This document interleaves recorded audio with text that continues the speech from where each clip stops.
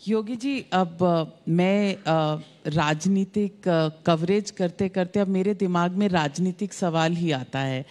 बहुत से लोग एक स्पेक्यूलेशन कर रहे थे महीने डेढ़ महीने पहले, और कुछ ऐसी घटनाएं भी हुई बीजेपी की सरकारों में कि मुख्यमंत्री बदल दिए गए, बदले हैं उत्तराखंड में।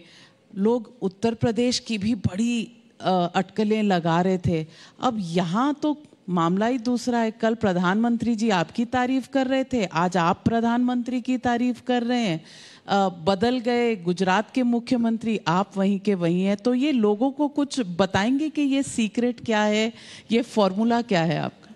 देखिए, भारतीय जनता पार्टी एक लोकतांत्रिक पार्टी है, देश और दुनिया की सबसे बड़ी राजनीतिक पार्टी है। भारतीय जनता पार्टी का संस्कार कि व्यक्ति से बड़ा दल और दल से बड़ा देश। देश का मतलब भारत की सुरक्षा, संप्रभुता के प्रति हमारी अखंड निष्ठा होनी चाहिए, और लोकतंत्र के जो सबसे सजग प्रहरी हैं देश की जनता जनार्दन, उनके प्रति हमारी प्रतिबद्धता होनी चाहिए। पार्टी की एक व्यवस्था है, ये कोई खानदानी पार्टी नहीं है, परिवार की पार्टी नहीं है। अलग अलग कार्यकर्ता को अलग अलग समय में अलग अलग भूमिका में कार्य करना पड़ सकता है। अगर हमारी राष्ट्रीय निष्ठा है तो हमें जो दायित्व दिया जाएगा हम उसका निर्वहन करेंगे। आज मुख्यमंत्री हैं, कल एक सामान्य कार्यकर्ता के रूप में कार्य करना पड़ सकता है, और जहां पार्टी उपयोग करना चाहेगी वहां पर व्यक्ति को हमेशा तैयार रहना चाहिए। अगर हमारी निष्ठा कार्य करने में है और हमने इस संकल्प को लिया है कि नहीं, व्यक्ति से महत्वपूर्ण दल है और दल से महत्वपूर्ण देश है, तो फिर हम लोगों को संकल्प के साथ जुड़ना पड़ेगा। यहां पर पद नहीं, व्यक्ति का कार्य महत्वपूर्ण होता है। अगर वह अपने कार्यों के माध्यम से अपने को साबित करेगा तो उस व्यवस्था का पार्ट बने रहेगा, नहीं तो जहां पर वो फिट बैठेगा वहां पर उसकी सेवाओं को देश के लिए और समाज के लिए लिया जाएगा। पार्टी उसी सिद्धांत पे काम कर रही है, काम करती है।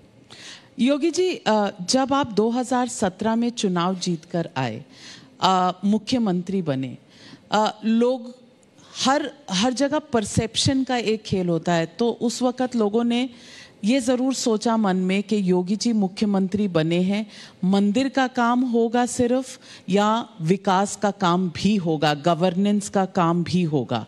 आज 4.5 साल बाद विकास हुआ है, लेकिन शायद विपक्ष को कहीं नजर नहीं आ रहा। विपक्ष कहती है कि एक्सप्रेसवे हमने बनाया था, उद्घाटन योगी जी ने किया, हमने नींव लगाई थी, लेकिन दोबारा नींव लगा दी योगी जी ने।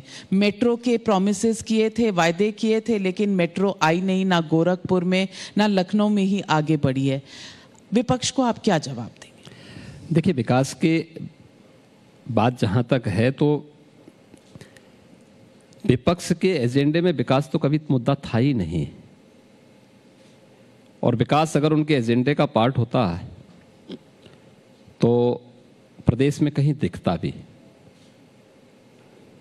2017 के पहले 1947 से 2017 ये 70 वर्ष, 7 दशक में 2 एक्सप्रेसवे यूपी के अंदर बने थे। एक यमुना एक्सप्रेसवे और एक आगरा से लखनऊ एक्सप्रेसवे। बाकी कुछ भी नहीं हुआ था।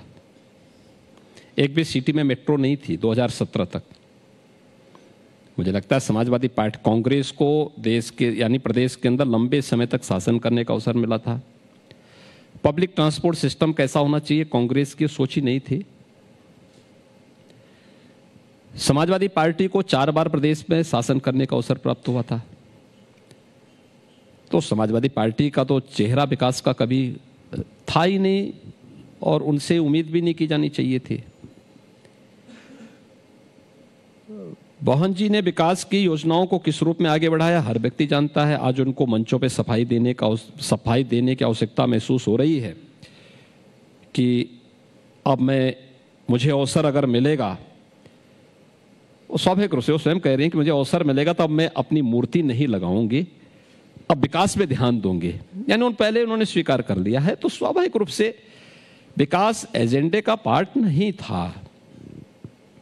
हमारी सरकार 19 सितंबर को 4.5 साल का कार्यकाल अपना पूरा करेगी और 4.5 वर्ष के अपने कार्यकाल के दौरान हम लोग इस समय 5 एक्सप्रेसवे पे काम कर रहे हैं। 5 एक्सप्रेसवे, पूर्वांचल एक्सप्रेसवे अक्टूबर में प्रधानमंत्री जी राष्ट्र को समर्पित करेंगे। बुंदेलखंड एक्सप्रेसवे हम लोग प्रयास कर रहे हैं कि नवंबर के एंड तक हम इसको प्रधानमंत्री जी के ही कर कमलों से राष्ट्र को समर्पित करवाएं। गोरखपुर लिंक एक्सप्रेसवे युद्ध स्तर पर कार्य चल रहा है। बलिया लिंक एक्सप्रेसवे, उस पर हमारी कार्रवाई आगे बढ़ रही है और मुझे लगता है कि देश का जो सबसे बड़े एक्सप्रेसवेज में एक है गंगा एक्सप्रेसवे, मेरठ से प्रयागराज तक।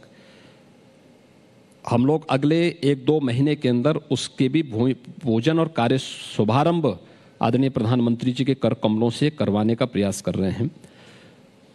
ये एक्सप्रेसवे केवल एक्सप्रेसवे नहीं है, आवागमन के माध्यम मात्र नहीं है, उत्तर प्रदेश की इकोनॉमी की बैकबोन है ये।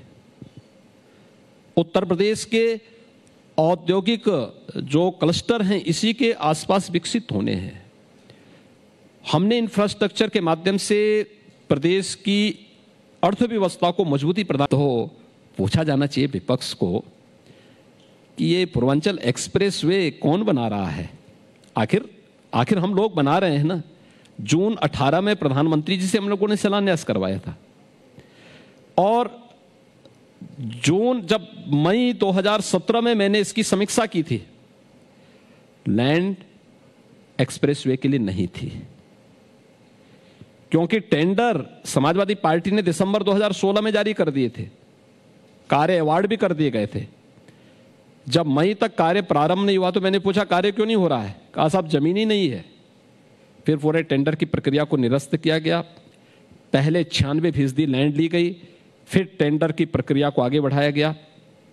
मुझे देख के ताज्जुब हो रहा था कि जब हम लोगों ने 2018 में, यानी आप देखें नवंबर, दिसंबर 2016 और जून 2018, 1.5 वर्ष के बाद जब हम लोगों ने पूर्वांचल एक्सप्रेसवे के टेंडर फिर से जारी किए और उसमें पहले हमने देखा कि जितना मार्च 2018 में जब टेंडर मांगे गए, देखा हम लोगों ने कि ठीक 15,200 करोड़ रुपए के वाये थे। तो मुझे कुछ शक हुआ। मैंने कहा भी 1.5 वर्ष के बाद तो बढ़ना चाहिए, आखिर मार्केट बढ़ा होगा। इलीगल माइनिंग हम बंद कर चुके थे, सब कुछ बंद कर चुके थे, कुछ भी गलत काम नहीं होना, जो काम करना एक क्लास का होना है। दूसरा हम लोगों ने कहा कि एक्सप्रेसवे की कुछ चौड़ाई बढ़नी चाहिए, कुछ लैंड अतिरिक्त तो हमारे पास होना चाहिए। इसलिए होना चाहिए क्योंकि हम वहां पे सेमी बुलेट ट्रेन भी उसके पैरेलल चलाना चाहते हैं, तो ये भी उसके साथ जुड़ना चाहिए। फिर भी ये टेंडर इतने में क्यों आया? तो मैंने वही पूछा क्या टेक्निकल और फाइनेंशियल बिड एक साथ मंगाई गई? कहा नहीं, अलग अलग मंगाई गई। तो मैंने कहा इसको निरस्त करो और टेक्निकल और फाइनेंशियल बिड एक साथ मंगाओ। एक साथ मंगवाई गई और जब जून 2017 में, मई 2018 में इस कार्रवाई को हम लोगों ने आगे बढ़ाया तो आप देखेंगे 15,200 करोड़ रुपए का वही एक्सप्रेसवे 11,800 करोड़ रुपए में बन रहा है। पहले से चौड़ा, पहले से मजबूत, पहले से ज्यादा अच्छा।